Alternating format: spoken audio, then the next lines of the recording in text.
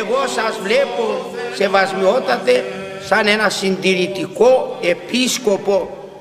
მადლობთ ღმერთს, რომ საბოლოოდ შეიქმნა და მოირთო ეს საოცარი ხატი. იგი მზეზე უფრო ბრწყინვალეა და მალე გაავწყინებს მთელ საქართველოს. ჩვენ ბერები არა მარტო დოქიარის მონასტრისა, არამედ სრულიად ელლადის მართლმადიდებელი ეკლესიისა, მთელი სულითა და გულით გიძღვნით ამ ძვირფას საჩუქარს, რომელიც მალე ნათლით შემოსავს სრულიად საქართველოს.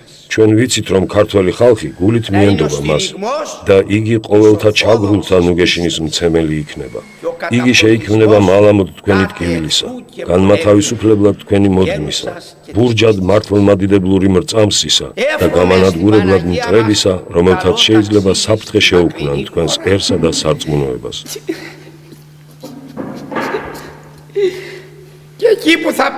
კეთილ მგზავრობას ვუსურებთ ყოვლადწმიდა ღვთისმშობელს და მხურვალედ ვევედრებით, რომ თქვენს ქვეყანაში ჩაბრძანებულმა ჩვენც არასოდეს დაგვივიწყოს.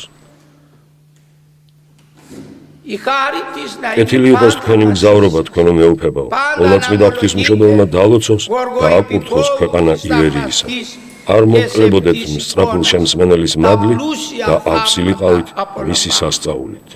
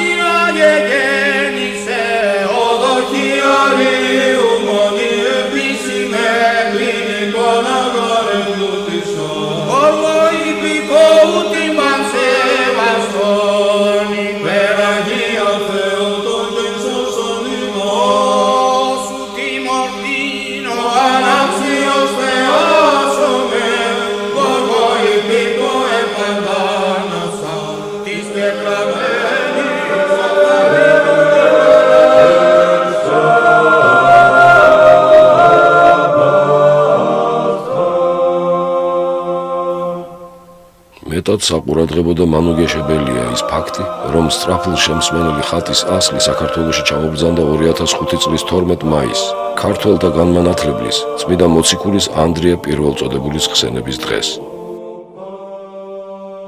დაახლოებით 1 თვის თავზე, სამებობას, იგივე სულთმოფენობას, წმიდა სამების საკათედრო ტაძრის დღესასწაულზე მისი უწმიდესობისა და უნეტარესობის ილია მეორეს მოწვევით საქართველოში ჩამობრძანდა ათონის წმიდა მთის წარმომადგენლობითი დელეგაცია 13 ღირსი მამის შემადგენლობით.